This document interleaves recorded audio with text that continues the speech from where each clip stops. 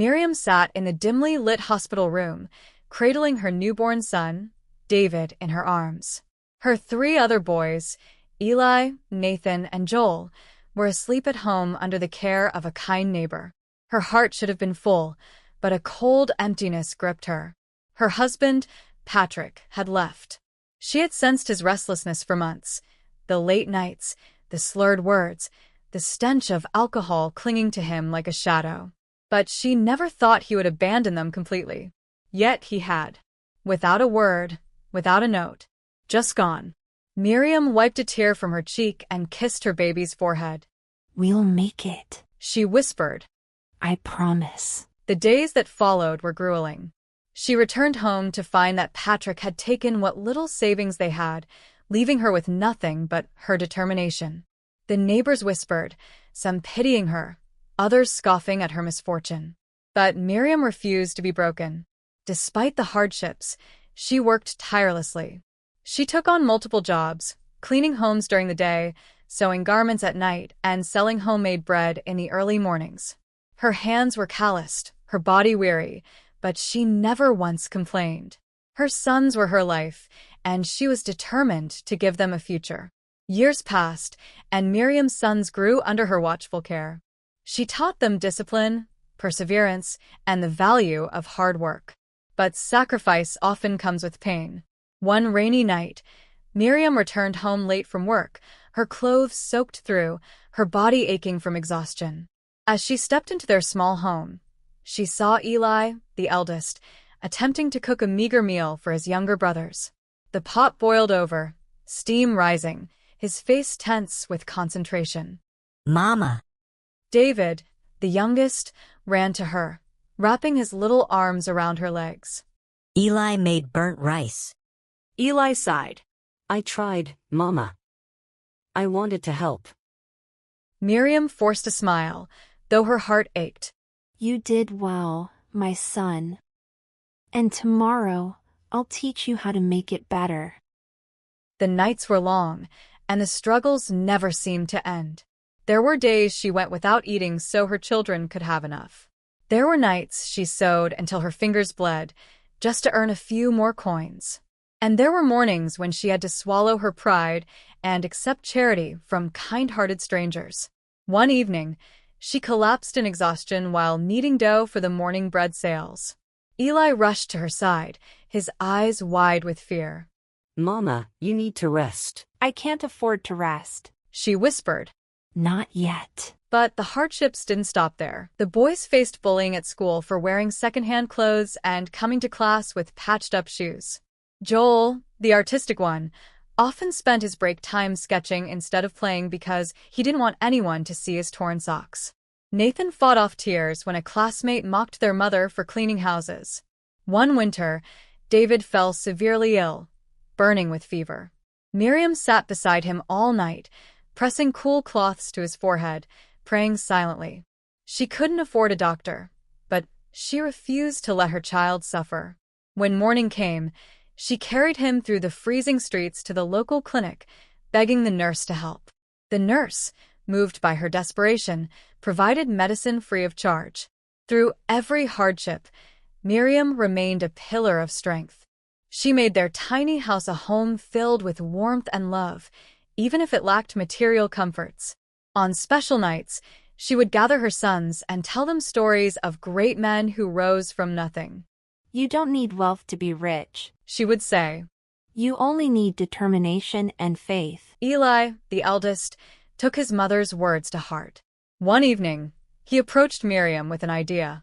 "Mama, what if we help you bake? If we all pitch in, we can make more bread and sell more." Miriam's eyes filled with tears of pride. "My son, you are wise beyond your years." From then on, the boys took turns kneading dough and carrying baskets of warm bread to sell in the marketplace before school.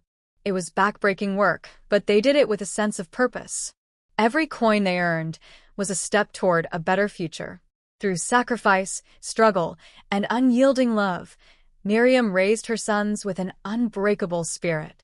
She knew life would never be easy, but she also knew that her boys were destined for greatness. 30 years later, Miriam's sacrifice bore fruit. Eli became a respected businessman, building a company from the ground up. Nathan, with his relentless ambition, became a renowned lawyer, known for defending the underprivileged. Joel's art was displayed in galleries across the country, and David, once the tiny boy in her arms, became a skilled doctor, saving lives. Miriam no longer had to worry about where their next meal would come from. Her sons had made sure she lived in comfort, buying her a beautiful home and showering her with love. She had raised them well. Then, Patrick returned. It was a stormy evening when the knock came at the door. Miriam opened it, and there he stood, older, frilier, his once arrogant posture replaced with hunched shoulders. His eyes darted nervously, as though he expected the door to be slammed in his face. "My sons," he pleaded when they gathered. "I know I don't deserve your forgiveness, but I need it. I was a fool, and I've lived with that shame. Please, let me be part of your lives." Eli's jaw tightened. You left us to suffer, and now that we've made something of ourselves, you come crawling back. Nathan crossed his arms. Where were you when Mama worked 3 jobs just to keep us fed? When she cried herself to sleep? Joel turned away, his eyes filled with unspoken pain. You don't deserve us. Patrick hung his head. "I know, but I've lost everything. My other marriages failed because I was a selfish, lazy man. You were the only family I ever had. Please, let me fix what I broke." Only David remained silent, staring at the broken man before them. Miriam placed a hand on Eli's arm. My sons, I will not tell you what to do, but I will say this: carrying anger in your hearts will only burden you. Forgiveness is not for him. It's for you. After much contemplation and emotional turmoil, David was the first to soften. He visited Patrick alone, listening to his regrets, seeing the frailty in his father's eyes. It took weeks of small conversations, moments of shared silence, and a deep yearning for closure before David found it in himself to forgive. He then took it upon himself to convince his brothers, not for Patrick's sake, but for their own peace of mind. Little by little, the walls came down. One by one, the brothers relented, extending hesitant hands to the man who had once walked away from them. But though forgiveness was granted, trust was not easily restored. The air in the grand living room was thick with tension. Miriam's sons stood in a semicircle, their expressions hardened, their hearts torn. Patrick, once a towering figure of authority in their childhood nightmares, now stood as a fragile remnant of his former self, aged, weary, and desperate. His sunken eyes darted from one son to another, searching for a flicker of mercy. "I know I have no right to ask," Patrick rasped, his voice carrying the weight of years spent in regret. "but I'm asking anyway. Please, I just want to be part of your lives again." Eli was the first to break the silence, his tone sharp as a blade. You mean our lives that you abandoned? The ones we struggled to rebuild while you were off drinking your way through every failure? Patrick winced but did not argue. He had no defense. Nathan folded his arms tightly across his chest, shaking his head. Do you even know how many nights we went to bed hungry? How many times we watched Mama break down because she had to choose between feeding us and paying the rent? Joel, always the quiet one, spoke next. Do you remember my 10th birthday? I sat on the porch the whole day, waiting for you. Mama kept telling me you'd show up. I believed her. You never came. His voice cracked, his usually composed demeanor slipping. Patrick swallowed hard. I was a fool. A coward. I can't take back what I did, but I've paid for it, believe me. Every night, I close my eyes, and I see what I lost. My family. My boys.